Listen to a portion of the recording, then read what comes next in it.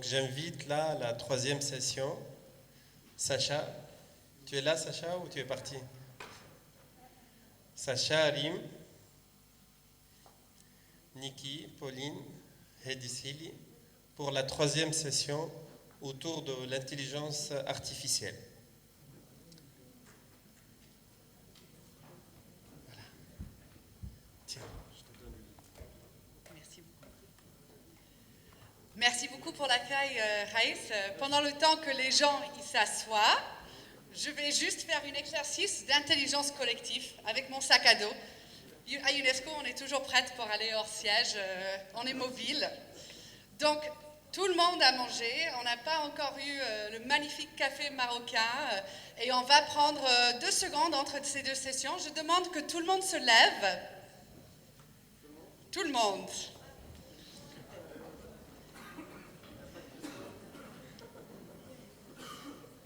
Donc, on va faire un exercice d'intelligence collective. Cette session, comme vous savez, est consacrée à la question de l'intelligence artificielle et le développement durable, et le lien entre les deux. Donc, j'aimerais, quand je compte jusqu'à 3, qu'on crie fort pour se réveiller et pour bouger un peu, le mot qu'on associe à l'intelligence artificielle. So, on the count of 3, if everybody could please say aloud and do a little movement so we can get the blood circulating for the next hour and a half of conversation, the word that they associate with artificial intelligence. Ready? 1, 2, 3. Open access. I didn't hear enough diversity in there. Diversity is an important part of AI. Let's say it a little bit louder. 1, 2, 3. So I hear data, I hear singularity because you're standing next to me. I hear culture, I hear technology, I hear privacy, among other things. And so this is the way that I would like to frame the beginning of the conversation that we're going to have together over the next hour and a half. And I would like to underline that this conversation will be bilingual in English and French. So please, and also Arabic if our speakers decide. So please put your headphones on, because one of the important things in AI for us also is promoting multilingualism. So I will speak in these different languages. I promise, Mr. Director General, that next year at the ISESCO Future Forum, I will undertake the moderation in Arabic, in Fusha. But this really for us frames the conversation that we would like to have, is that AI is something that's vast. Faiz said this morning, and you didn't need to apologize, I was thrilled that AI came up this morning, that the fact that artificial intelligence came up in a lot of the presentations that we had about foresight really underlines the fact that this technology is transversal. It is impacting all the areas of our work. And I realize that everybody is still standing, and I feel a little bit like I'm preaching. So please feel free to sit down so we can start the conversation. So just to start off the conversation and to introduce what we'll be talking about in the next hour and a half, please, Tariq. I was about to do a poem for the empty chair that's on both sides, but now we only have one empty chair on stage. One of the things that came out this morning, which I'm very happy also in the framework of this panel to see, is that there is a question of artificial intelligence and bias. And I would just like to salute the extraordinary work of your team, Faiz, you and Hanan, and also Somia Jakta, who we have the pleasure to work with at UNESCO in Paris, representing ISESCO, because you've done an excellent job in ensuring gender equality on all of these panels. And I'm very happy to see so many women on this panel, because when we're talking about the future and the future of AI, the future of AI is most certainly female. So thank you very much to Reem, who is a very esteemed professor, to be with us on this panel, as well as my other colleagues who I'll introduce momentarily. I know that Sidi has to leave in just a minute, so I would like to take this opportunity before introducing all of our panelists to pass the floor to Sidi Ali Marinin, who is responsible for CSR for IBM in North Africa, to frame the conversation briefly, specifically because one of the things that we are very committed to at UNESCO is ensuring a multi-stakeholder approach to our work on AI. And what does that mean concretely? It means that we need the civil society around the table. We need the private sector around the table. We need the technical community around the table. We need academia. We need media, and we need international and regional organizations. And in this specific case, the role of the private sector is very important in leading the way in which we develop and deploy an AI that has ethics and responsibility at its heart. So I know, Sidi, that you have to leave in a couple minutes to go to a meeting with the minister to talk specifically about the link between artificial intelligence and education. But I'd like to kick off this conversation by giving you the floor, because IBM has done a lot of really extensive work on looking at what it means to advance a responsible AI. So before I go into our concrete introduction and introduce the other panelists, could you tell us a little bit more about how, from a CSR perspective, IBM is thinking about responsible and ethical AI? I also know that you've done a lot of work specifically at IBM in looking at how to harness AI to address things like disaster risk reduction. So in a couple minutes before you need to leave the stage, please frame this conversation for us about ethics and responsible AI. Thank you very much, Sasha. Appreciate it. Good afternoon, everyone. Bismillahirrahmanirrahim. Assalamu alaikum. It's a pleasure to be here, and unfortunately, I don't have a lot of time to spend in this panel, but I do appreciate giving this opportunity. IBM has been with AI for quite a long time. I'll just name three stations, three events. Deep Blue, which was the first computer ever to win a chess game against the world's champion, Garry Kasparov. Watson technology to beat the Jeopardy game, which is not just about knowing stuff, but knowing a lot of things about a lot of things that can help you answer a very complex question about a fact or about a person.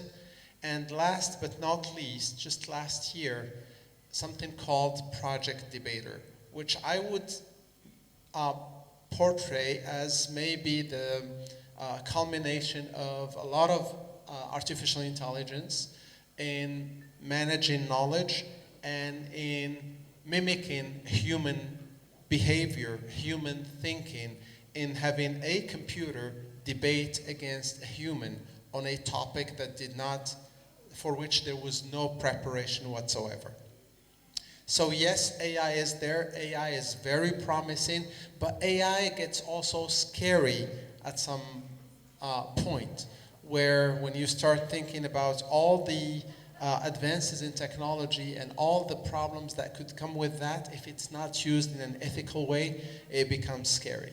So back to the question of ethics and trustworthy AI, if you put bad technology in bad hands, then you're taking the world to a catastrophe.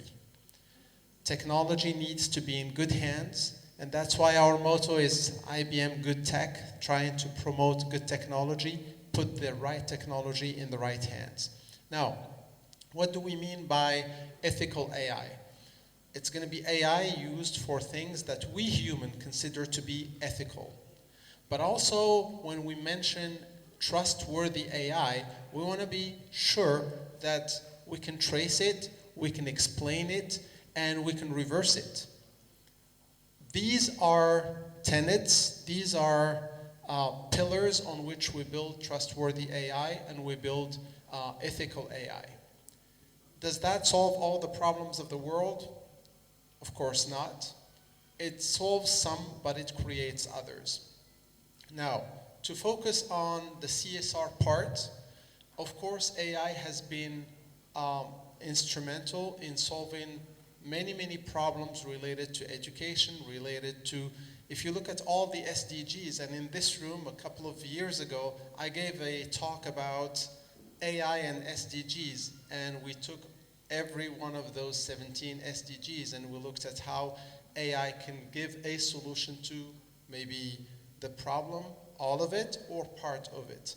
So focus on one topic, and it's going to be education.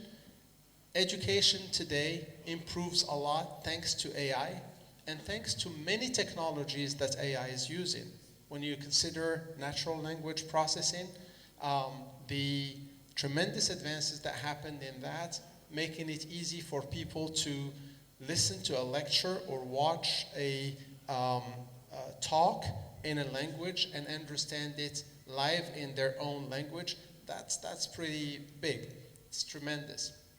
So there is a lot, and there is also risk. And on that risk, I would like to end my introduction, my comment here. And I mentioned singularity. Singularity, as defined by some futurists and some visionaries of AI, is that augmented AI that will be added to humans. So imagine that in a few years from now, I don't know, maybe 10, maybe less, maybe more, there will be some AI plugged with us, right? Just like in the health sector, we talk about having nanorobots doing stuff on our behalf in our bodies and, you know, making us younger for a long time, making us even immortal, as some wish. So if you look at the same thing, in the case of singularity, that would be our augmented intelligence, like if you have the internet connected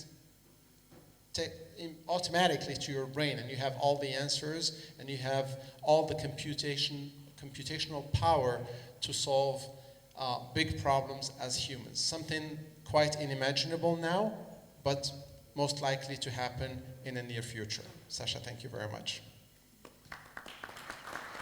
Thank you very much, Sidi. I know you have to leave to your meeting with the minister. I wish we had a huge bottle of Sidi Ali water so that we could be present, you could be present even in your absence. But thank you very much for being with us and for framing the following debate. My pleasure. Thank you, and apologies. And Tarek, please, yeah, I would invite you to move over. Otherwise, it's going to look like the women are against the men in the conversation about AI. So thank you very much. So to go back to framing this conversation, now that Sidi has talked specifically about the role of the private sector, I would just like to underline that at UNESCO we are very pleased to be here. We are pleased specifically because artificial intelligence is transforming the way we work in all of our sectors. It transforms, as we saw by the presentation with my wonderful colleague Sobi and also Real, the way in which we think about the future of education. It changes the way in which we think about culture, and Sandra Coulibaly-Leroy underlined very clearly in the presentation this morning the very important link between AI and culture, specifically as it concerns preserving the future of cultural diversity. Sadi Mohamed Mabrouk also underlined the role of culture and the link between culture and technology, specifically as it concerns preserving languages in the future. And this includes specifically the question of the preservation of the Arabic language in the era of AI. It changes the way in which we think about science. How can AI be harnessed to tackle some of the biggest challenges of our days, climate change and disaster risk reduction? It changes the way in which we work in our social and human sciences sector as it concerns the ethics of the development and deployment of artificial intelligence. And lastly, it changes the way in which we work in what we call our communication and information sector, because AI radically transforms the way we both access and produce information. It changes how we think about how we learn about news. It changes how we produce news. It changes how we can avoid and have the necessary tools in order to avoid the echo chambers that are produced because of AI. Lastly, it also directly affects our two global priorities. One is our global priority, gender equality, and I invite you all today, if you are interested in the subject specifically of gender and artificial intelligence, to look at a recent report that we published at UNESCO called I'd Blush If I Could, which looks specifically at the impact of, for example, having voice assistants that are majority women. There is a startling statistic that shows that in 2020, so in this year, more people will talk to their voice assistants than they will talk to their spouse. This is dramatic not only for the future of romantic relationships, but also as it concerns the impact that AI has in our interpersonal skills and our personal life. And then lastly, it changes the way in which we call our priority Africa, which is that we have already seen in the previous industrial revolution what the digital divide does. And developing countries, particularly on the African continent, have an opportunity through this technology to leapfrog their development. And I would like to just reflect very quickly on my colleague this morning who referenced Trump's very famous statement to say that there is no reason for developing countries to be considered as shitholes, but developing countries should be considered as hubs for innovation. And that in fact, the most amazing innovation in the field of AI is coming out of developing countries. It is not coming out of the global north.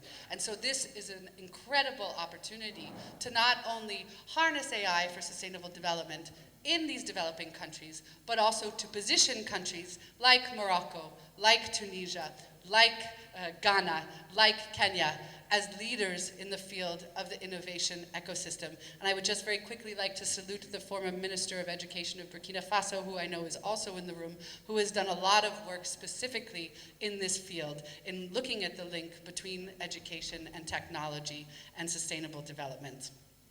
I'd like, before passing on to the panel, very quickly to just highlight some of the ongoing work at UNESCO. Many of you are aware that in November at our General Conference, our 193 member states adopted a decision to mandate UNESCO to develop the first truly international framework and standards for recommendation on the ethical development of artificial intelligence. And we are very pleased to be working with Eisesco very closely, both through the civic forums that we will be undertaking that ensure multi-stakeholder input to this framework, but also in capacity building in the field of AI.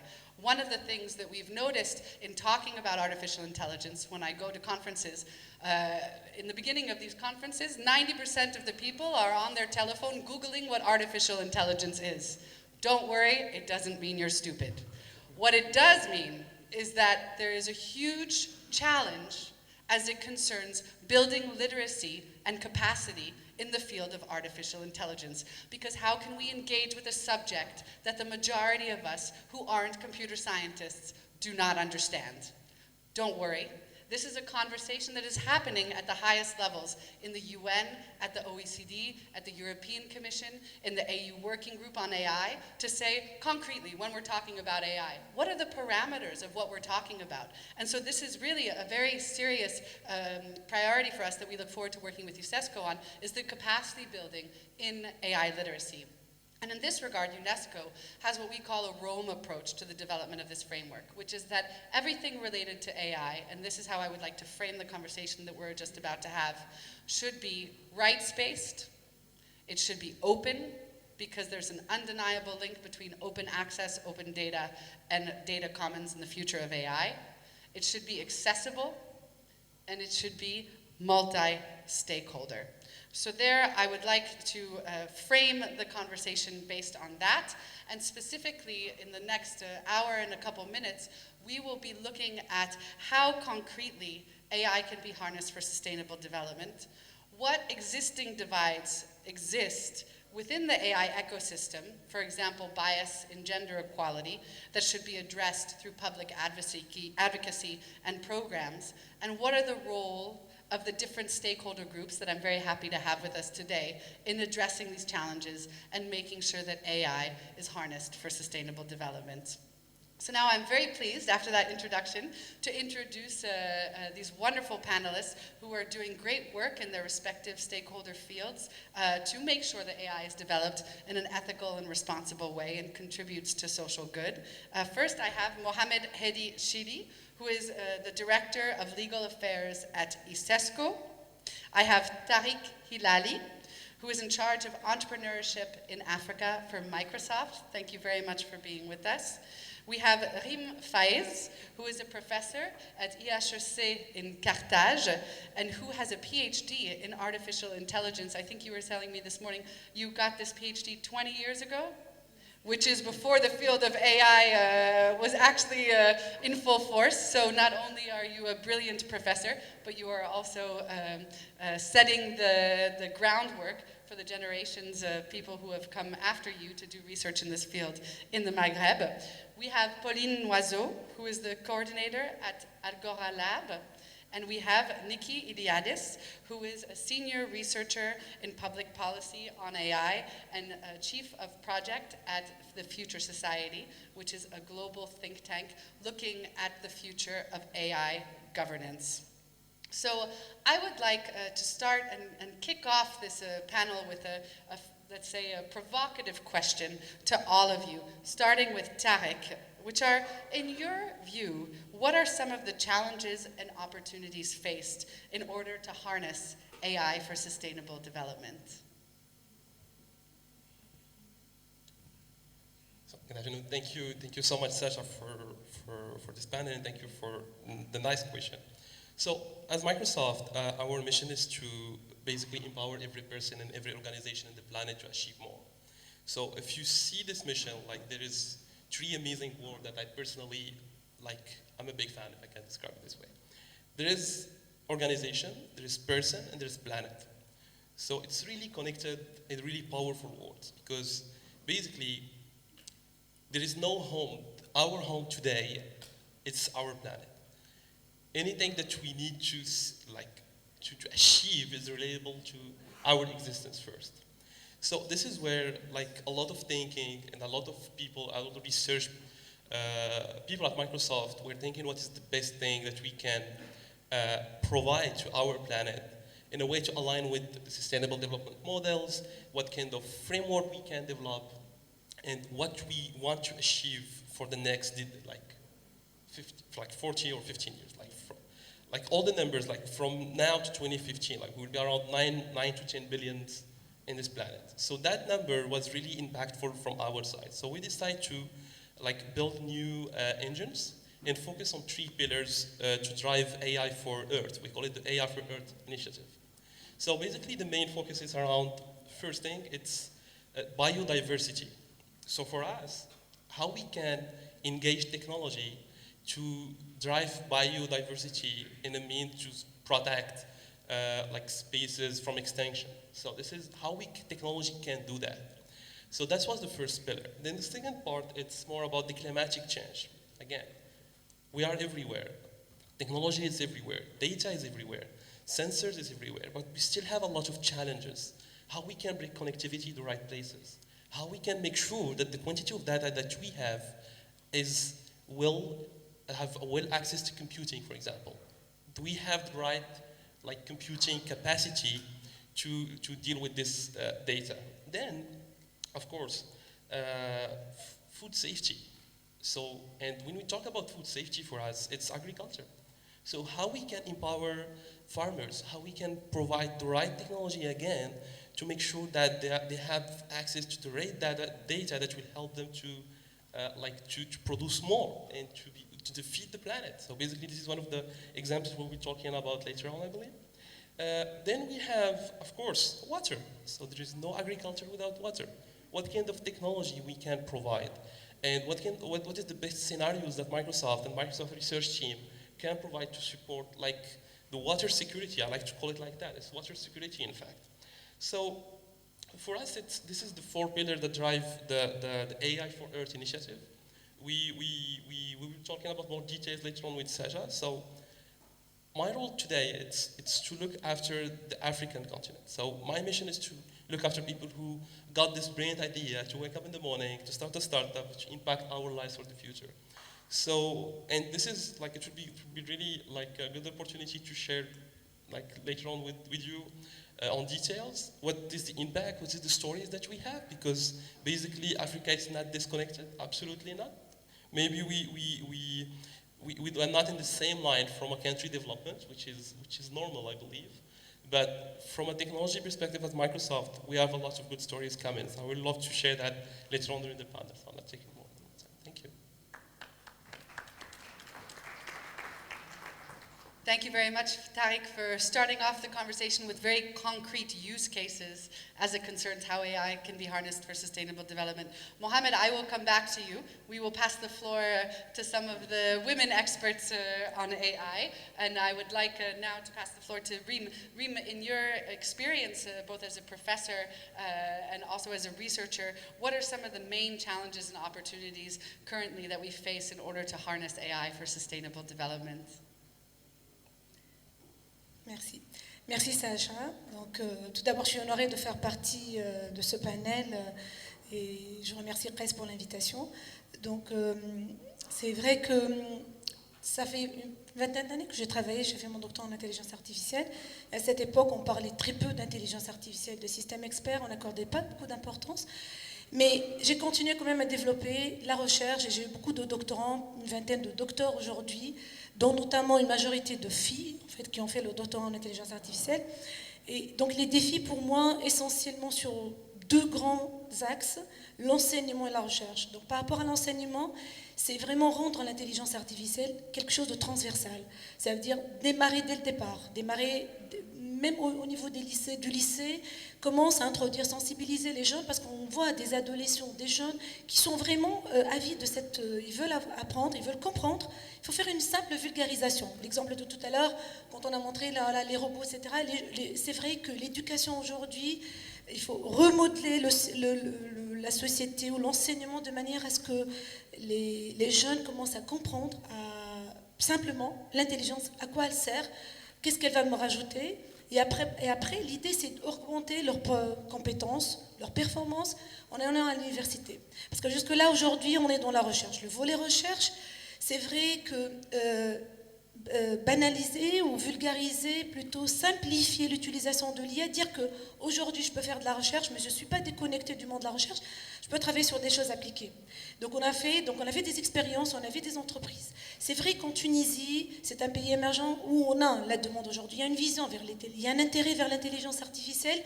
Maintenant, alors comment peut-on incorporer cette intelligence artificielle? Est-ce que nous avons les données? Est-ce que nous avons des stratégies? Est-ce que nous avons un bon système d'information? Donc beaucoup d'entreprises posent cette question-là. Donc le côté recherche, et maintenant je vois des choses qui émergent très intéressantes, c'est qu'il y a des entreprises qui veulent recruter des chercheurs. Ils disent les chercheurs aujourd'hui, ils sont sur les modèles, ils sont sur les méthodes mathématiques, ils sont sur le raisonnement. Et après, si on a un bon raisonnement, un bon modèle, on peut l'appliquer partout. Et donc voilà, donc favoriser ça. Et puis une des choses que j'œuvre et je continuerai, c'est le rôle de la femme justement qui fait de la recherche. Et dans un pays comme la Tunisie, on a beaucoup d'étudiantes vraiment de majeure de promotion et qui travaillent dans ce domaine-là qui considéré, honnêtement, c'est un domaine, après on parlera sur la diversité, un domaine pour les hommes, mais on a des étudiants très très intéressés par ce domaine et qui veulent avancer. Voir maintenant aussi un autre volet, mais bon, je vais céder la parole, la partie créer l'entrepreneuriat intelligent, on peut l'appeler intelligent entrepreneurship, quelque chose comme ça, qui permet d'encourager, de sensibiliser les jeunes qui ont toute un cursus académique, mais qui veulent voir le terrain, l'application du terrain. Comment je peux monter ma start-up? Comment je veux devenir un entrepreneur, un décideur, ayant cette capacité, cette compétence en technologie.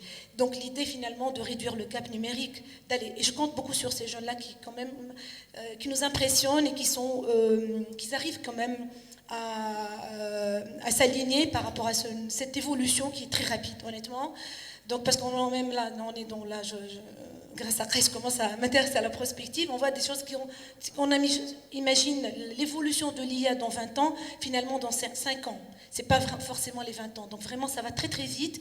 Et puis on a des choses qui sortent rapidement, des résultats, des performances. Et donc voilà, l'idée c'est vraiment renforcer ça dès le jeune âge, au sein des foyers, même parler de l'intelligence artificielle de manière très très simple, et accorder beaucoup de confiance au système de l'IA. Ça, on en reviendra tout à l'heure, parce que j'ai beaucoup de choses à dire par rapport à la confiance, à la traçabilité, à la transparence, tout ça. Voilà, merci beaucoup.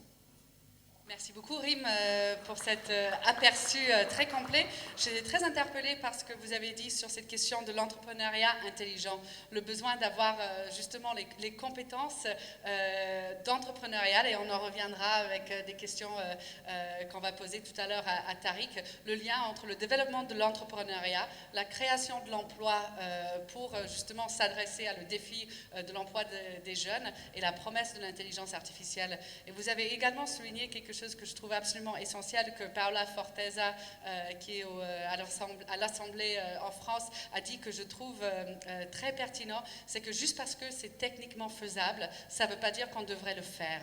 Et ça revient à ce que vous avez dit sur cette tendance actuelle des entreprises à engager des chercheurs, pas simplement au niveau technique, mais aussi au niveau philosophique, pour voir au niveau éthique et au niveau de responsabilité, qu'est-ce qu'on décide de développer et qu'est-ce qu'on décide on ne va pas développer, même si c'est possible.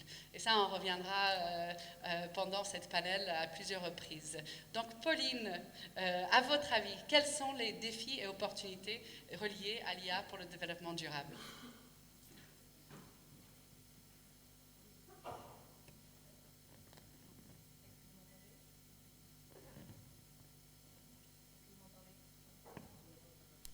Merci Sacha. Donc moi je travaille pour Algora Lab, qui est un laboratoire de recherche interdisciplinaire qui est basé au MILA. MILA, c'est la plus grande école d'intelligence d'apprentissage profond au monde, qui se trouve à Montréal. Donc Montréal est vraiment une plaque tournante de la création en IA. Nous, on fait face à 4 grands défis dans notre laboratoire, qui est basé aussi à l'Université de Montréal, donc MILA, UDM, Université de Montréal et Algora Lab, juste pour vous montrer un petit peu l'écosystème montréalais, qui est quand même assez complexe. Le plus gros défi, c'est évidemment l'inclusion, parce que même si on dit que l'IA, le futur de l'IA est féminin, reste que 12% des concepteurs sont des conceptrices. Donc on sait que les algorithmes ne sont pas des acteurs autonomes et qu'ils représentent un monde, et c'est celui du monde du concepteur. Donc c'est chargé de symbolique et de représentation, donc il est important d'inclure les femmes et une diversité de genre dans la création des algorithmes. Le deuxième grand défi, c'est un défi temporel, parce qu'il y a une très grande différence entre la juridiction, l'encadrement juridique, même la pensée philosophique, c'est-à-dire qu'on va venir créer des balises éthiques, mais la pensée philosophique requiert un temps extrêmement long, comparé à la recherche fondamentale en IA, qui est extrêmement rapide, comme l'a dit Rim. Le troisième défi, qui est très très important chez Mila, c'est le défi environnemental, le coût environnemental des algorithmes, parce qu'il y a une étude très récente qui a montré par exemple que pour entraîner un algorithme d'apprentissage profond, ça requiert en termes de coût environnemental 5 voitures durant tout leur cycle de vie, ce qui est absolument considérable. Donc il faut se poser la question de à quel coût quel est le coût environnemental de l'IA, et est-ce que véritablement ça vaut le coup dans un contexte de changement climatique? On doit se poser cette question-là. Et le dernier défi, c'est le défi évidemment du travail, puisqu'il y a à peu près 30% des emplois qui vont être modifiés ou supprimés par l'arrivée de l'IA. On sait en plus que les emplois qui vont être supprimés, c'est les emplois les plus précaires, les plus vulnérables, des personnes souvent immigrantes au Canada. Nous, dans notre contexte, c'est les personnes immigrantes qui risquent de perdre leur emploi. Donc, qu'est-ce qu'on fait de ces personnes-là? C'est très important de penser aux personnes qui n'ont pas de voix, qui n'ont pas le privilège de pouvoir s'exprimer en IA. Donc ça, c'est notre grand défi. Et évidemment, on y voit aussi des opportunités. Il y a une très grande opportunité de sensibiliser au changement climatique. À Mila, on a tout un secteur de AI for Humanity.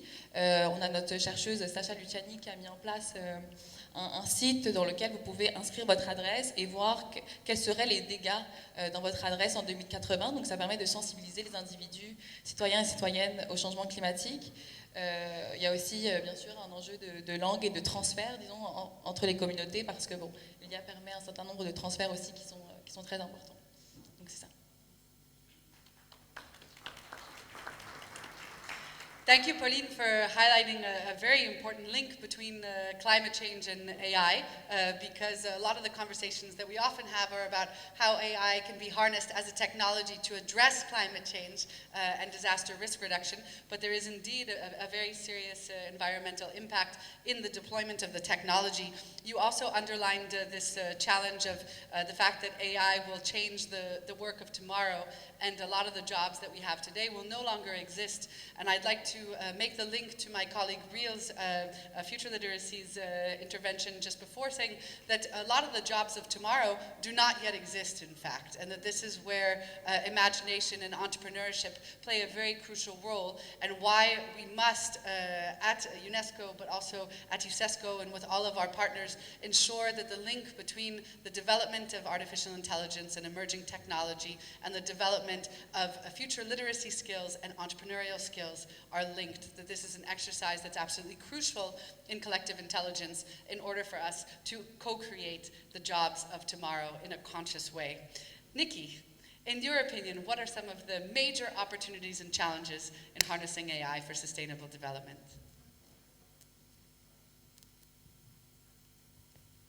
Thank you, Sasha, and thank you for that thought-provoking introduction.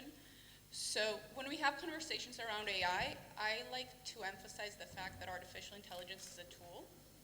And I actually had this conversation with some of the colleagues during the break, but the fact that AI is a tool means that it has several purposes, and that it means that it has different uses. So yes, on the one hand, we can use AI to make remarkable progress towards sustainable development. We're already seeing breakthroughs in healthcare. AI has the ability to save billions of lives.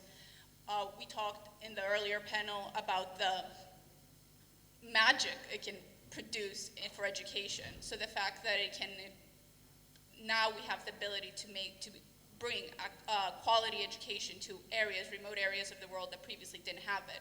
And the fact that we can now measure and monitor progress towards the SDGs. So that's the one hand. But then on the other hand, AI can also hinder the Sustainable Development Goals. So my colleagues, Pauline and you, mentioned the impact that it can have on SDG 13 for climate change. So on the one hand, artificial intelligence, yes, can help combat some of the environmental issues that we're facing today. But on the other hand, we know how much energy a simple AI model uses in order to produce its output. So there was a fact that was going around that it said that training one single AI model actually produces more energy than 5 cars in their lifetime. So yeah, our mission right now as different stakeholders around the room is to find out the ways we can reap the benefits and protect ourselves against the harms. I think there are several barriers that we need to overcome on a global, on a national, and a local level. And I guess focusing on just 2 that I would like to prioritize. One is the ability to improve our infrastructure. So currently many countries have infrastructure that don't have the ability to allow AI to survive and to thrive. And that goes everywhere from having the connectivity and broadband that AI needs to also having the technical skills and also the managerial skills that we need for AI to be commercialized, and also to having the legal frameworks in place. And the second very important point is about the need for open quality data. We all know that AI fuels on data. And right now, at this very moment, data exists in silos still, especially in the public sector. So we need to find a way to make sense of the data that is out there and to find ways to pull it together to make progress towards the SDGs. Thank you.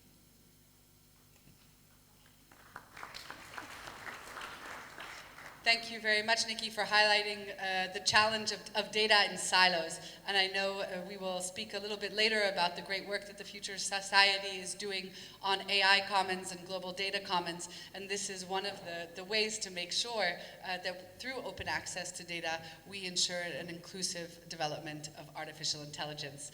I'd like to pass the floor actually back to Bولين now, because you mentioned the need to develop legal and standard-setting frameworks. And in fact, one of the first principles ever to be developed in the field of artificial intelligence is the Montreal Declaration for a Responsible AI. And this declaration was developed through a multi-stakeholder consultation process where citizens were invited to come and talk and discuss what for them were the priority areas that needed to be reflected in a guiding framework that led to this declaration, which has in fact been the basis of a lot of the work at an international level, including the work of the OECD, the European Commission, the IEEE, and UNESCO, among others. So I'd love, Pauline, to hear a little bit more from you about this process of the Montreal Declaration, and what do you think we can learn here today from that process in how we can model multi-stakeholder participation to develop such legally binding or non-binding frameworks. Merci beaucoup, Sasha. Donc, la Déclaration de Montréal pour un développement responsable de l'IA a été une initiative de l'Université de Montréal sous la direction du philosophe Marc-Antoine Dilac. Donc, juste pour revenir sur le contexte de la déclaration, donc on s'est rendu compte qu'à Montréal et au Canada, il y avait vraiment beaucoup d'industriels qui travaillaient en IA, et on s'est dit mais il faut absolument encadrer tout ça de manière éthique. Et au lieu de faire appel à des experts, comme ce qui se fait actuellement, ou en tout cas la plupart du temps, on s'est dit on va faire appel à disons, au discours citoyen, au savoir expérientiel du citoyen qui utilise l'IA et qui est le premier concerné par l'intelligence artificielle. Donc, de février à octobre 2018, nous avons fait appel à plus de 500 citoyens. Donc, on a organisé une quinzaine d'ateliers délibératifs. On a fait aussi appel à des experts et à des parties prenantes. Ça a abouti à la formulation de 10 principes éthiques qui viennent donc apporter des balises au déploiement de l'IA. Donc ça a été vraiment un processus très intéressant parce que c'était la première fois qu'on valorisait vraiment le discours citoyen comme une valeur épistémique en soi. C'est-à-dire que le citoyen, le discours citoyen avait une valeur de connaissance. C'est-à-dire qu'on a organisé des ateliers avec des personnes qui n'avaient aucune connaissance en IA et on passait des journées avec eux. Donc on a développé toute une méthode, la méthode de co-construction. Donc la co-construction, c'est à différencier de la consultation et de la délibération. La consultation, ça consiste à simplement, admettons, Sacha, je demande quel est ton avis sur une question, mais après je peux prendre n'importe quelle décision. La délibération, ça va être, on va échanger toutes les deux, et puis après je reste quand même la preneuse de décision. Alors que la co-construction, ça, on se met tous autour de la table et on co-construit ensemble dès le processus d'idéation. Donc c'est pour ça que c'était quand même un processus intéressant. Pour revenir à ta question initiale, qui est quand même celle des parties prenantes, pourquoi c'est intéressant de faire appel à plusieurs types de personnes, c'est que d'abord on a des intérêts très différents. C'est-à-dire que moi, si je suis, admettons, je travaille à l'université, je n'ai pas les mêmes intérêts qu'une personne qui travaille pour une grande compagnie, ni même qu'un citoyen qui n'a pas de connaissances en IA. Et le but de la co-construction, c'était non pas d'arriver à un consensus, mais d'arriver à identifier les orientations communes basées sur les convergences et les divergences et les rationalités qui les sous-tendent. C'est-à-dire qu'on essaie de voir quel est notre bien commun, vers quoi est-ce qu'on veut tendre en IA pour Montréal en 2025. Et on a aussi utilisé les scénarios prospectifs. Donc là, je reviens à ce qui s'est passé finalement ce matin. Les scénarios prospectifs, donc on voyait Montréal en 2025 ou en 2030. C'était l'élément déclencheur de la délibération. Donc ça permettait de se projeter finalement et de dire ok, ça on n'en veut pas du tout, ça on en veut mais peut-être un petit peu et d'une autre manière. Donc c'est ça, le processus de déclaration. Merci beaucoup, Pauline, d'avoir souligné ce processus. J'adore cette phrase, le discours citoyen comme valeur épistémique. Et je pense que c'est quelque chose d'absolument essentiel de se dire, en fait, il faut baser l'élaboration de ces types de cadres sur l'intelligence collective, sur le bien commun et sur les consultations ouvertes. Et on en reviendra justement sur ce processus un peu plus tard. Justement, in the framework of some of these conversations that we've had for the past couple of minutes, the question of entrepreneurship has come up on multiple occasions. And I'd like, Tariq, to hear a little bit more from you about your work, because you mentioned these excellent use cases as it concerns how Microsoft is harnessing AI to address sustainable development challenges. Microsoft has been in Morocco for 26 years and has, beyond the kingdom, completely transformed the innovation ecosystem in Eisesco countries. You have the slogan, innovation is the future, and your leadership at Microsoft perpetually underlines that technology should be harnessed to co-create the world of tomorrow. But to co-create the world of tomorrow, we need these skills related to entrepreneurship. You are specifically dealing with this question, and I would love to hear a little bit more from you about how you see the link between promoting entrepreneurial skills and promoting skills in the sector of AI. What needs to be done as it concerns policies or programs to make the link very concretely between those two? Thank you, Sasha, again. So basically, I will take Africa as an example, okay? Because starting from Morocco and going beyond that. So 5 years ago, we launched an initiative called Microsoft for Africa. And basically the idea was to build something different than what people know about Microsoft. So we decided to build a BizDev engine, but at the same time, we want to build the next partners of Microsoft in the continent. So we focused on 3 pillars. So we called connectivity, innovation, and skills. And then during the last 5 years, we switched a little bit the model. So we learned, we are learning from the continent. Microsoft is still a startup for us. So for people within the company, we're still a huge startup. So this is the mindset of the team. We decided to focus more on the skill side and the partnership/innovation. So the skills, we discovered that there is a huge gap in the skill side. So we start deploying new programs. So one of the programs we call My Skills for Africa. For example, any Microsoft employee can come here, can spend sometimes with any organization from 1 to 3 weeks for free, supporting one of the initiatives. So it could be an AI plan, it could be an AI strategy, for example, or we can go and rebuild the business model of early stage startups. So this is one of the application. Then we have Interns for Africa, which is a program where we help students in Africa to look for their first job. Or, for example, just to get hired by one of our partners. So we give them the right skill, the technology training, the right exposure, because I believe exposure is really critical for any student. And then, if there is other programs, like for example, we start a program with Microsoft for Startups, which is the global Microsoft model, and we customize it for the continent, because you cannot. Africa is different, so we need to customize somehow. And this program offers multiple things. First, for example, access for technology for free. So, and I'm not a big fan of free things. Free things are not all the time good for any startup or any entrepreneurs. So what we did, we decided to link that to Microsoft Business in a way, for example, to position early stage startups in the business side, like we push the solution of the startups in the customer side. And I believe we have one of the biggest portfolio of customers worldwide. So this is helping startups to scale faster and scale globally. And this is one of the good points of that program. Back to one of the simulation that I'm really a big fan. So it's a simulation, okay? So we did one of the math. So we imagine a country where there is Canada, Japan, and Australia. And did a simulation if we deployed the right solutions, apply to AI, regulations, we apply in smart cities, we apply all these technologies on multiple sectors. So we got a number. It's we can impact the GDP by 4 by 4. We can have a stable GDP of 4 by 4, which is with 4.4 growth, which is, I believe, something very interesting. And we can create almost around 40 million jobs. So this is a simulation that was really fantastic to see. Again, it's not only AI; it's gonna impact a lot of things in our lives. But we need to be compliant as much as we can in the way how we use it. So there is 6 guidance at Microsoft that we are following for any AI plans. Okay, so first thing, it needs to be fair as a technology.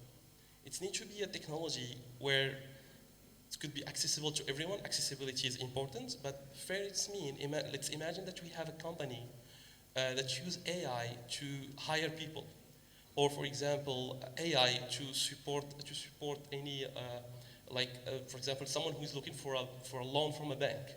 So we need to have the same result globally without having any difference. So this is the way how we describe the fair model.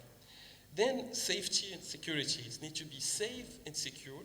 When you say safe, it's not only about the technology itself, but from a process itself. So safety, it means people who develop this technology need to be accountable on it. Like they need to provide the right data. They need to support, to provide the right resources and the right team to supervise this data deployment, this AI deployment. So we cannot impact anything related to people's lives. So this is one of the points. And of course, inclusiveness. So it needs to be inclusive. I'm a big fan of that point because I remember once I was one of the conference of Satya, so it was months ago, and he shared his story about his life and how he's supporting his son as well. And AI play a big role in his life. So this is the CEO of Microsoft, like one of the person who inspire a lot of people globally. And I believe personally that AI exists to make our life better. So if it's not the case, it means we're missing something somewhere. So that's the point. Thank you. That's That's a great closing remark, that if AI isn't there to make our lives better, we're missing something. And it goes back also to a lot of conversations in the tech field, saying that technology is not neutral, that it is also our responsibility to guide the development of this technology, and that is something that's absolutely essential. Thank you for outlining the ethical principles related to AI of Microsoft. I know a lot of private sector companies, including Google and Facebook, also have developed recently ethical standards, largely building on some of the standards and frameworks that have been developed, but that also Microsoft has been involved in the I4Policy movement on the African continent, which is the Innovation for Policy, which says, it's very important to invest in our entrepreneurship and our entrepreneurs in the field of AI, but if an enabling environment of public policy does not exist to promote that, we're going nowhere. And so one of the things that Microsoft, also in partnership with UNESCO and the World Bank, among others, we've been looking at is how to ensure an enabling regulatory environment to promote the startup ecosystem. And this I4Policy, through multi-stakeholder consultations, brings marginalized groups around the table, notably oftentimes youth and women, to say, okay, well, what is blocking you from becoming an entrepreneur? What is blocking you from working in the tech sector, and what needs to change at a regulatory level in order to ensure that. And it has led to, very concretely, the Startup Acts of, among other countries, Rwanda and Senegal, which ensures the implication of women and youth in decision-making processes of entrepreneurship in the digital sphere. I would like now to turn to Reem, because in addition to being a professor of computer science, you are also the head of the Masters of Big Data and E-Commerce at HEC, and you did your PhD, as we evoked, in the field of AI. One of the major challenges right now, which you evoked in your opening statement, is ensuring AI literacy of the general public, so that people are equipped with the necessary understanding, and not just technical understanding. Not everybody needs to become computer scientists to engage with AI. In your experience, what needs to be done in order to ensure that capacity is built in AI literacy? What are we missing? Oui, merci Sasha pour cette bonne question. C'est vrai que quand on parle d'IA aujourd'hui, pour les gens qui ne travaillent pas ou qui ne connaissent pas ce que c'est, des fois certains ça fait peur. Ils disent oui, mais l'IA, est-ce qu'on va être dominé par des machines? Est-ce qu'on va être vraiment après soumis par des machines qui vont nous donner des ordres? Donc, est-ce qu'on va perdre des emplois? Donc finalement, il y a beaucoup de questions qui restent encore ouvertes jusqu'à aujourd'hui par la communauté qui ne savent pas exactement les potentiels de l'IA ou les valeurs ajoutées que l'IA peut apporter. Donc en fait, il fallait, là tout à l'heure j'ai parlé de confiance, donc comment accorder de la confiance à l'IA, finalement au système d'IA, au système d'intelligence artificielle. Alors, l'idée, c'est qu'il y a encore des réflexions autour de comment mettre en place un cadre, par exemple, juridique clair, une base claire qui dit, voilà, comment peut-on utiliser l'IA, comment l'IA elle est conforme aux lois, conforme aux réglementations en vigueur. Ça veut dire là, on commence à voir qu'il y a des normes, il y a une réglementation qui est mise en place. Donc on commence à dire finalement, il y a des choses qui sont faites, il y a un cadre juridique, finalement, je peux lui faire confiance. Ça, d'une manière générale, mais surtout, ça émane essentiellement, je pense à mon avis, du secteur public, qui doit vraiment œuvrer, travailler sur cette partie-là. Il y a des chantiers partout. Il y a des gens qui réfléchissent de plus en plus. La partie, c'est vrai, après l'éthique, bien sûr, l'éthique de l'IA, mais je pense que même pour l'éthique, aujourd'hui, on a des conversations, des débats, des forums sur l'éthique de l'IA. Est-ce qu'on a vraiment un cadre? Maintenant, on sait qu'est-ce que c'est l'éthique de l'IA. Ça reste toujours quand même ouvert, mais il faudrait qu'on engage tout le monde. C'est-à-dire, on doit emmener tout le monde à travailler, à réfléchir comment finalement mettre les bases de l'IA par rapport à l'éthique de l'IA. Et puis réfléchir à l'implication de l'IA, réfléchir. L'idée aussi, pour quelqu'un qui ne connaît pas, qui n'a pas forcément confiance à des machines qui prennent des décisions, il faudrait ceux qui développent l'intelligence, qui développent des algorithmes, des problèmes, parce que finalement, ça résoudre des problèmes complexes, il faut laisser toujours la traçabilité. Il veut dire, voilà, moi, je sais comment développer, voici la traçabilité, voici comment je peux surveiller surveiller mon algorithme, l'associer à un être humain. Finalement, la machine ne va pas prendre la décision, mais elle va m'aider à m'augmenter en compétences pour prendre la bonne décision. Donc la surveillance humaine reste quelque chose quand même qui doit continuer à rester pour donner, pour dire que je suis à l'aise avec les IA. Un simple utilisateur, moi je suis à l'aise, finalement j'accorde une confiance. L'idée aussi, pour certains qui disent finalement l'IA va être partout, les banques digitales, le marketing digital aujourd'hui, il n'y a plus de postes, finalement, non, il faut leur dire que finalement ça va vous augmenter en compétences, ça ne va pas forcément supprimer, faciliter le travail. Un médecin, quand il a plusieurs rapports, plusieurs données, il peut prendre une décision en temps opportun, en temps réel. Aujourd'hui on parle beaucoup de temps réel, parce que finalement ça peut sauver des vies, comme ça a été dit tout à l'heure. Autant d'attendre que le résultat de l'analyse arrive, ou les rapports, on a réellement une réponse beaucoup plus rapide. Finalement, après, même en termes sur l'écosystème, sur l'énergie, ça permet de gagner beaucoup d'énergie. Google, il a mis en place justement des serveurs avec l'IA qui permet en temps réel de réguler la capacité donc, de ces serveurs. Donc l'énergie de serveur, il a gagné quand même 40%. Donc finalement, il y a beaucoup de potentiel, mais il y a aussi des choses qui restent s'impliquer sur dire voilà ce qui est positif, voilà ce qui est négatif aussi, il faut le mettre en avant. Et quelles sont les solutions, comment peut-on œuvrer pour dire que finalement ça facilite le quotidien, ça facilite tout. Aujourd'hui, c'est ce que je dis à mes étudiants, c'est que si on ne prend pas la bonne décision en temps réel, ça manque d'opportunités aujourd'hui. Donc, je n'ai pas le temps de réfléchir, je dois avoir des outils qui vont m'aider justement à travailler sur l'aide. Alors aujourd'hui, on voit la naissance des chatbots aussi, parce que c'est un travail en tout ce qui est natural language processing qui a été vraiment mis en place pour permettre d'aider un simple utilisateur. Il n'est pas forcément connaisseur d'une requête, on va dire une requête SQL. Lui, il tape sa requête en langage naturel. Après, c'est le système qui va traduire ça et qui va lui donner des réponses. Finalement, l'idée, c'est que je peux tout faire en simple utilisateur sans avoir le back-office. Donc ça permet aussi. Donc voilà, on crée cette vision, cette aisance, et puis on parle de artificial intelligence explicable aussi, parce qu'il faut expliquer, il faut que ça soit très transparent. La transparence aussi de cette... mais quand je parle de transparence au niveau de développement des algorithmes aussi, c'est pas dire voilà, c'est pas une boîte noire finalement. Il faut dire qu'il y a de traçabilité. Moi, je peux revenir sur mon code à tout moment, je peux revenir sur mon algorithme, je peux l'adapter, je peux l'ajuster pour avoir la bonne... voilà.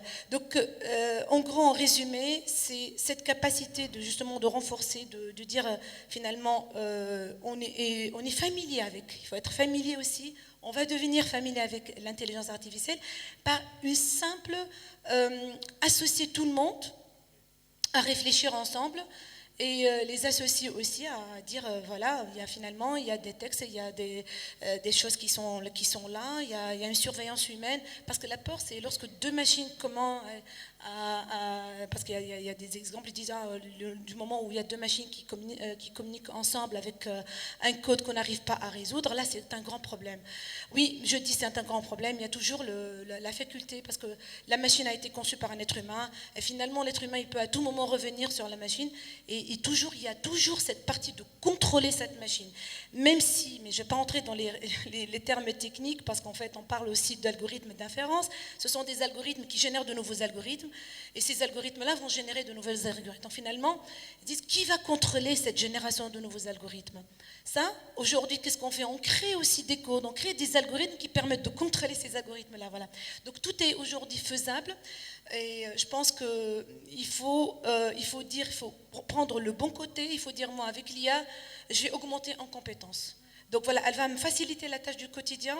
Finalement, je vais aller dans mon raisonnement, dans mon cerveau, parce que l'être humain, il raisonne, il réfléchit, il a des choses que même la machine, parce qu'elle est entraînée avec une grande base de données, avec un apprentissage, mais l'être humain, il peut justement donner la bonne, résoudre un problème ou réfléchir sur une bonne décision. La machine, elle est là pour l'aider. Enfin, les systèmes de l'IA sont là justement pour l'augmenter et lui faire gagner beaucoup de temps. Voilà, merci. Merci beaucoup, Rim. You said several things that were very pertinent.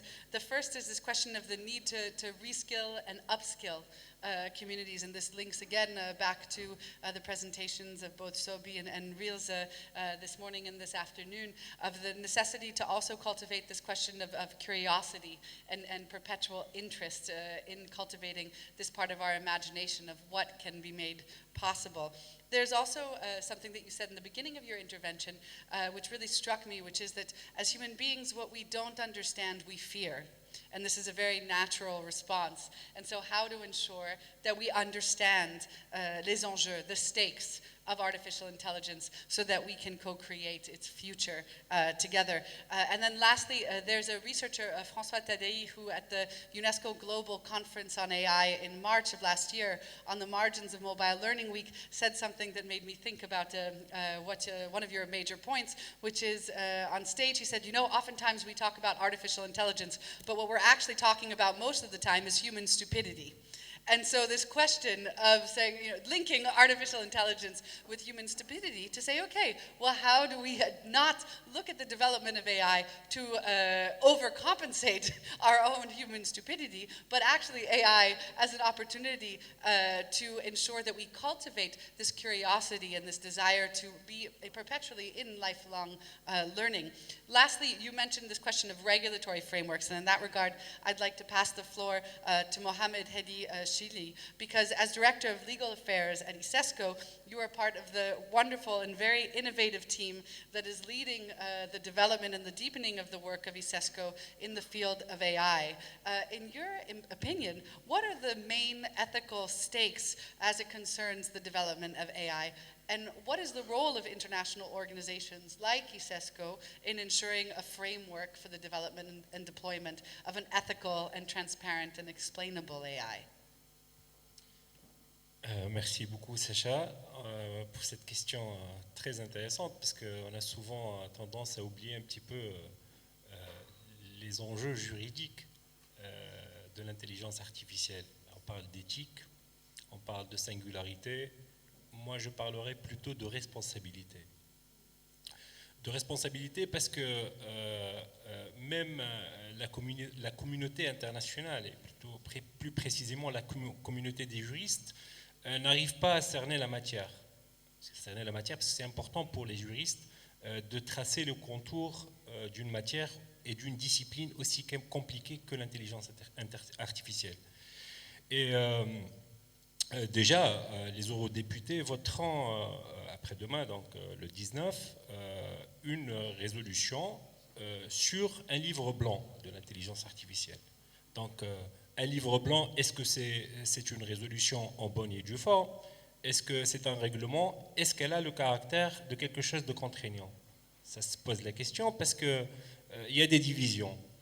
Des divisions quant à la création d'un nouveau régime juridique qui encadre la matière ou introduire quelques éléments, quelques correctifs sur les standards existants pour traiter la matière. Donc il y a vraiment les pour et les contre, hein, pour ceux qui plaident en faveur de la création d'un nouveau cadre juridique qui encadre la matière, d'autres qui disent qu'on ramène des améliorations pour trouver quelques solutions quant aux problématiques de l'usage de l'intelligence artificielle. Donc on est là. On n'a pas encore, on va dire, trouvé une décision définitive qui tranche d'une manière précise et nette la problématique de l'encadrement juridique de l'intelligence artificielle. Quels sont les enjeux? Les enjeux sont importants, sont divers, mais moi je garderai trois grands enjeux. Le premier enjeu se ramène, je vais dire, à la responsabilité ou on va dire à la personnalité juridique de l'intelligence artificielle et notamment des robots. Est-ce que les robots sont des entités à part entière qu'on considère comme une personne juridique, qu'ils ont une personnalité juridique? Pourquoi je dis ça? Parce qu'en fait, nous les juristes, on a tendance à distinguer entre deux types de personnalités, de personnes de droit. Il y a les personnes physiques et il y a les personnes morales. Est-ce qu'on peut parler aujourd'hui de personnes électroniques, une troisième catégorie? qui a un régime patrimonial, qui a vraiment toutes les caractéristiques d'une personne de droit, mais aussi qui a des droits et des devoirs. Des droits et des devoirs, pourquoi? Parce qu'aujourd'hui, on parle de voitures autonomes, on parle de robots auto-indépendants, et ça peut créer des incidents quant aux phénomènes sociaux. Par exemple, des accidents. Donc il y a une responsabilité en quelque sorte. Qui est responsable? L'humain, le producteur du robot, ou le robot lui-même, parce que déjà on l'a donné, on lui a octroyé une personnalité juridique, on ne sait pas. On est là, on se pose les questions, on n'a pas encore les réponses, mais la technologie n'attend pas, elle prend de l'avance, mais nous les juristes sont derrière et on attend, on croise les doigts pour qu'il n'y ait pas vraiment quelque chose de catastrophique au niveau juridique. Donc on n'est pas encore préparé, je le dis franchement, mais ouvertement, mais avec toute responsabilité, on n'est pas encore préparé. Et c'est pour cette raison qu'on doit vraiment anticiper des phénomènes qui pourraient éventuellement créer des problèmes quant à la nature juridique des actes ou des effets de l'intelligence artificielle. Ça, c'est un niveau, mais aussi il y a d'autres aspects qui concernent la matière du droit de travail et de la protection sociale. Là aussi, c'est des problématiques qui sont, on va dire, majeures pour le juriste. Avec les emplois d'avenir, c'est Faiz, vous avez parlé tout à l'heure le matin des emplois d'avenir et la disparition de milliers d'emplois. Donc, on est dans un milieu incertain, dans un environnement incertain, on ne sait pas. Vous savez très bien que la protection sociale, elle est financée par les travailleurs. Avec la disparition des milliers d'emplois, est-ce que la protection sociale pourrait éventuellement survivre? Est-ce qu'on pourrait alimenter ou financer encore les caisses de l'État pour que l'État puisse jouer son plein rôle et prenne les décisions nécessaires quant au financement du volet social des États, hein. C'est important, il faut que la protection sociale soit un levier important des politiques publiques. Mais avec l'intelligence artificielle et l'éventualité de disparition de milliers d'emplois, demain, comment on va financer la protection sociale? Est-ce qu'on va surtaxer les robots, hein, Donc, c'est des problématiques, c'est des questionnements. On n'a pas encore tranché. Les eurodéputés aussi y réfléchissent. Nous, à l'ISESCO aussi, on est en train de mener une réflexion entre nous. Comment on pourrait, avec nos États membres, être vraiment l'œil ou celui qui guide les États membres quant à un phénomène qui pourrait survenir. Il y a le centre de la prospective stratégique créé par son Excellence, Monsieur le Directeur Général, mais aussi qui est chapeauté par Faiz. On a posé les jalons de cette problématique, mais aussi on essaie un petit peu d'alimenter avec un groupe d'experts des États membres, 54 pays, pour mener une réflexion et anticiper les phénomènes. Un troisième enjeu, et je finirai par ça, c'est l'enjeu quant à la propriété intellectuelle. Est-ce qu'une œuvre créée par un robot est brevetable ou pourrait avoir un droit d'auteur? Ça aussi, c'est une question qui a son importance parce que généralement dans les régimes juridiques ou même la jurisprudence, on consacre un principe qui s'appelle le principe de l'originalité de l'œuvre. Donc il y a vraiment l'humain qui intervient. Mais aussi, ça a été consacré pendant les années 2000, mais on a accepté à ce que ça soit vraiment acceptable une assistance numérique pour créer une œuvre et attribuer un droit d'auteur ou un brevet. Mais maintenant, aujourd'hui, avec les robots auto-indépendants, est-ce que vraiment une œuvre créée par un robot, elle est brevetable ou pas?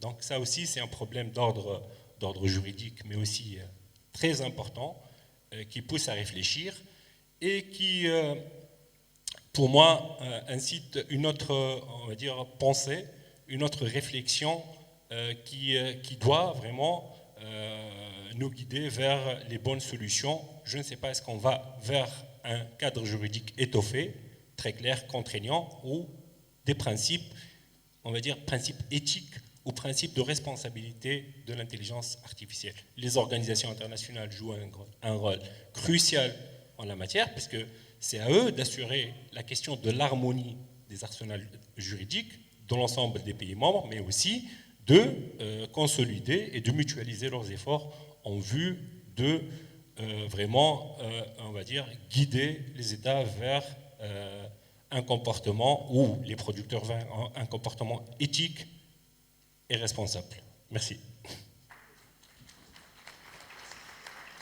Thank you very much, Mohammed, for underlining these areas of concern for Eisesco. We very much look forward to the partnership with Eisesco in the elaboration of our recommendation with regards to the ethical dimensions of artificial intelligence, and to Eisesco hopefully agreeing to be part of that working group where these kinds of discussions will happen. I would like to underline two points from your intervention. One is this question of intellectual property, and this is something that UNESCO has been looking specifically at as it concerns the culture sector, developing guidelines as it concerns cultural production in the era of AI in light of our 2005 Convention on the Protection and Promotion of Cultural Diversity. And this is indeed something that is incredibly essential to our work as we go forward, thinking about promoting cultural diversity in the digital sphere and what this means. And there are public policy guidelines in this regard that we look forward to sharing more with you on this subject. You also talked about this question of responsibility, and I'd like to make the transition to a question addressed to Niki, because one of our primary responsibilities is to honor human rights in the era of artificial intelligence. And one of these human rights concerns access to information. And for us to have access to information, we have to have access to data, which means that data must be open.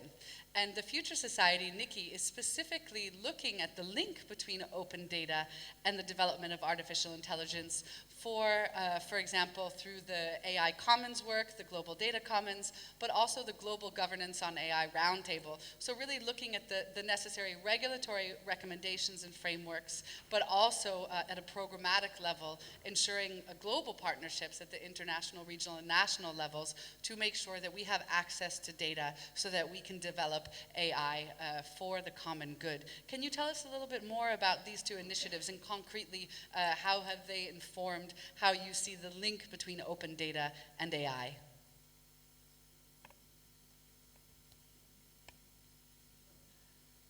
Perhaps, actually, I should start with explaining what the Future Society is, just to provide some context. The Future Society is a nonprofit whose mission is to advance the governance of AI. So what that really means is the responsible adoption of AI. And we focus our work in 4 areas. Some of what we do has to do with policy research. We also gather different stakeholder groups within the community in different summits and convenings. We also do education leadership development. And then we have a 4th area that's called the special projects pillar, which probably the initiatives that don't fall in the other 3 fall under that. So one of the projects that you mentioned, the AI Commons, falls under this 4th category, the special pillar, the special projects. The AI Commons addresses the problem I talked about earlier. So the lack of quality open data. It's a global platform that tries to pull together resources from different groups across the world and tries to leverage this resource to address a problem. And all those problems are linked to one of the 17 Sustainable Development Goals. So when I say resources, resources can include data, resources can include algorithms, it can include AI expertise, so the technical skills in order to produce these algorithms. Resources can also include domain expertise, so if we're talking about climate change, people that have a background in environment. And then we pull together all these resources, all these experiences, all these expertise in order to address the issue identified. So what we're doing right now is we're working with different organizations, including the UN Global Pulse and McKinsey and XPRIZE, trying to identify pilot use cases and how that actually will look and how that will be realized. So there's one use case that we're starting, which is taking place in the UAE, which is taking data data sets that are publicly available to try to understand which groups within the society are more likely to get diabetes. There's another use case which is going on in Uganda that is using mobility data, which we talked about earlier, trying to understand the challenges that the national health system faces there, and trying to shift from a more reactive mode to a preventive mode. And then the last use case this use case we're doing is happening in Mexico, and that is using different types of data to try to understand consumer trends, especially in periods of crisis.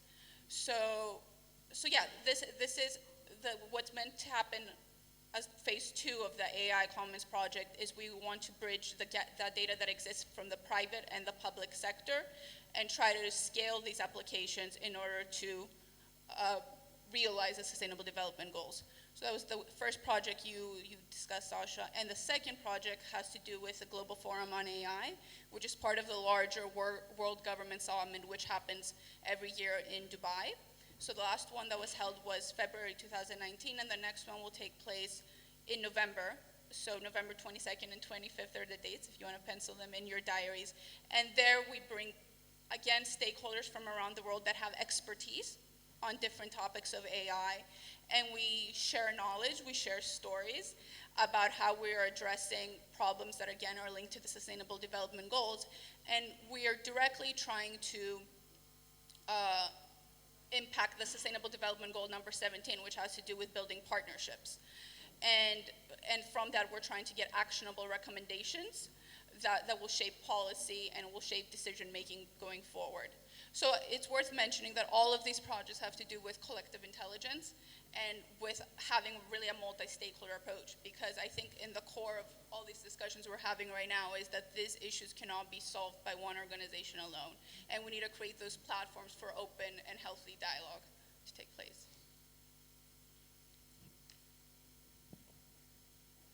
Thank you. In the interest of time, I will pass momentarily to the closing segment for your closing remarks, but I will not close this panel before we address a priority for UNESCO and also for ISESCO, which is the question of bias and exclusion in AI.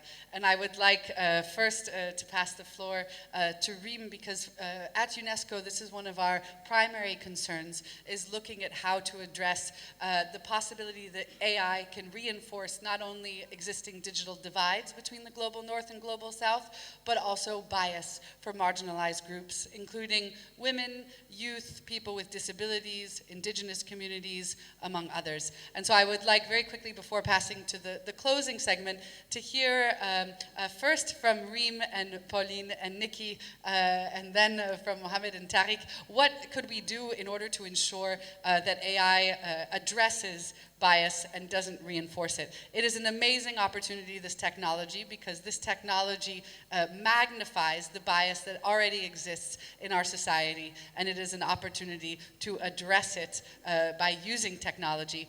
What concretely could we do? Merci Sacha.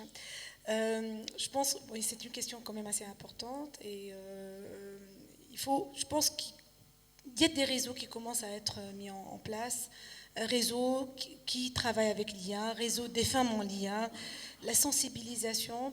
Alors si je prends le côté, par exemple, un des points, l'inclusion, la diversité, l'équité, justement, il faut qu'aujourd'hui, quand on voit que le développement, par exemple, si on prend le cas de la femme dans le système de l'IA, par exemple, une des priorités aussi qui est aussi à encourager, c'est qu'on voit que le développement n'est pas assez important. Donc, alors, il faut commencer à ancrer cette culture au sein des organisations, au sein des institutions, parce que finalement, moi, je peux donner un exemple assez simple. Aujourd'hui, même, parce qu'en utilisant les systèmes de l'IA, pourquoi je dirais même ancrer la femme, même dans le développement, dans les décisions, parce qu'aujourd'hui, quand on développe, par exemple, Amazon a voulu, par exemple, développer le système qui permet de prédire les profils à partir des CV. Mais finalement, les algorithmes ont été faits sur des expériences précédentes. Donc, c'est des expériences précédentes, c'est beaucoup plus des CV des hommes qui ont été recrutés. Donc, le système a repris la même chose, parce que c'est un apprentissage qu'on donne au système. Il a repris le même système. Il a repris à prédire des profils d'hommes pour telle embauche, etc. Donc, l'idée, c'est que de renforcer ça, de créer le réseau, assez important, de sensibiliser partout, dans les pays émergents. Nous, par exemple, on commence à avoir des actions en Tunisie avec l'IA au féminin, l'IA, etc., dans les entreprises, dans l'éducation, dans les systèmes universitaires, dans l'éducation, dans la culture aussi. Là, ce matin, on a parlé de la culture, donc c'était assez important. Donc, ce rôle-là, je pense qu'il faut vraiment le fortifier. Et le réseau, le valoriser, parce que je sais pertinemment, il y a beaucoup de gens qui travaillent partout, mais qu'on ne les voit pas souvent.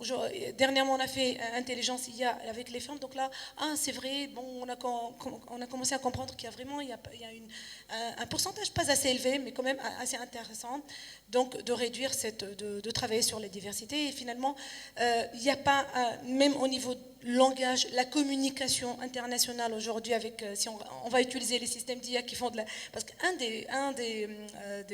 des priorités, le système, c'était la traduction automatique. Et aujourd'hui, avec les traducteurs automatiques, avec les applications qu'on peut utiliser, justement, on va les consommer justement pour encore fortifier ce réseau-là et encourager davantage l'application, en fait, surtout la femme dans le système, dans l'intelligence artificielle, que je trouve comme aujourd'hui, c'est une de mes priorités, en fait. Merci. Thank you very much for highlighting those different aspects, this question of the need for advocacy and literacy, the need for networks, and the need for frameworks is absolutely crucial. And here I'd like to pass the floor, starting with Tarek, to all of you in one sentence or less. This will be a challenge in human intelligence. We talked earlier today, Kofi Kwaku this morning underlined the link between perspective and responsibility. So this exercise has been an exercise in collective intelligence, in conversation, in relying on our different perspectives to build something for the common good that will harness AI for sustainable development. But we've talked about all these different ideas. Now we move to the concrete so that we are each and every one of us responsible in the way in which we commit to harnessing AI for sustainable development. We have academia, we have civil society, we have international organizations, and we have the private sector around the table. In one sentence or less, what do you see as your responsibility in order to harness AI to ensure sustainable development and the common good? What's missing as a principle to guide us going forward? So basically, I'm talking to private sector here, okay? So the first thing, I think we should stop seeing AI for goods as philanthropy. So that's really important. Because saving the planet is not philanthropy. Saving the planet is a mission for everyone. So if we are here, if we are looking for markets, if we are looking to grow, to make sure that our business grow, we need to have a safe planet first. So this is, I think, going to be my words for closing. And I hope that the message is there. So thank you.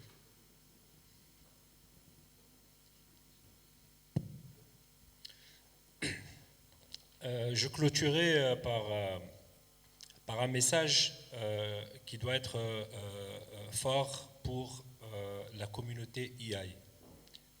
Pourquoi un message fort? Parce que les organisations gouvernementales, non gouvernementales ont à maintes reprises appelé et incité à ce que l'humain soit au centre de ce dispositif qui est l'AI.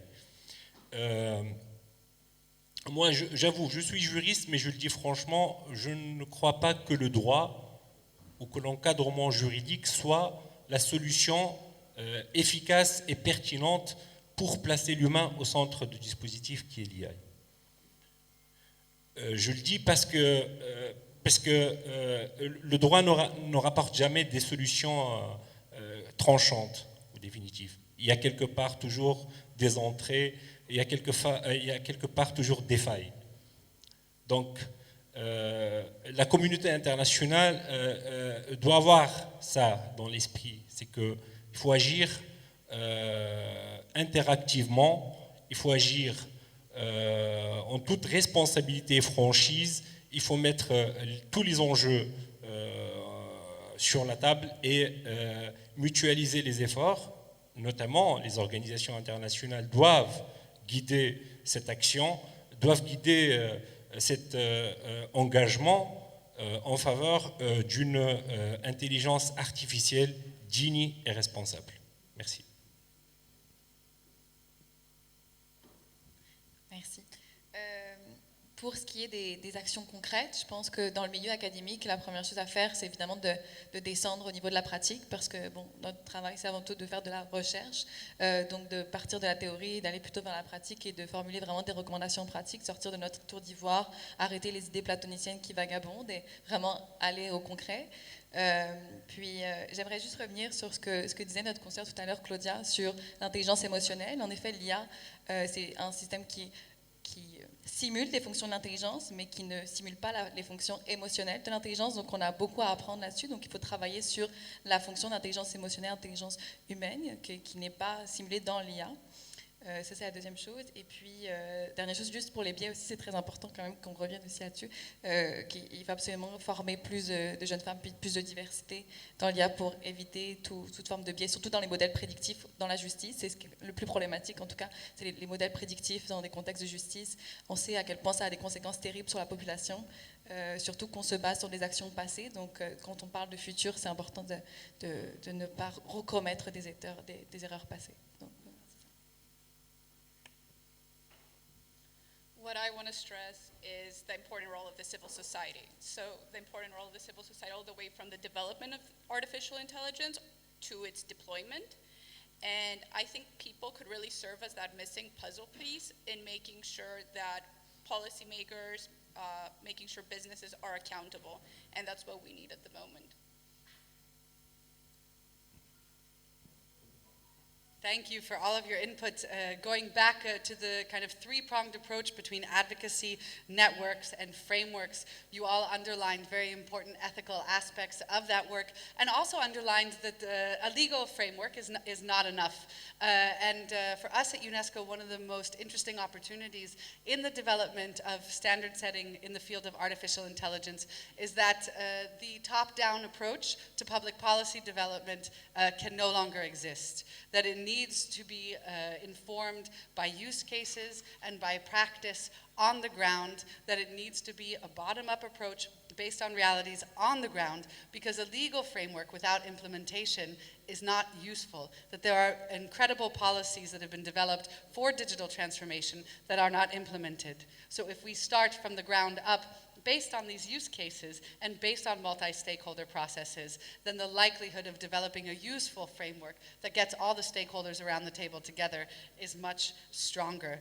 This is an opportunity for us to rethink our approach to public policy development based on collective intelligence and based also on diversity, on dialogue, and on deliberative democracy. And this is at the heart not only of the way in which this panel has been conducted, but also of the work that we at UNESCO hope to do with all of the partners around the table going forward. I'd like to close, Tarek, because I think what you said is a great way to frame the work ahead of us, which is we need to stop seeing AI for good as philanthropy or corporate social responsibility, but as our mission. And we're very pleased at UNESCO to be working with all of these partners here today, and specifically Eisesco in the framework of the newly signed Memorandum of Understanding, where artificial intelligence is one of the areas of cooperation to ensure the development of an ethical and responsible artificial intelligence in service of the common good and for sustainable development. And in closing, I would like to thank specifically the Director General of Eisesco,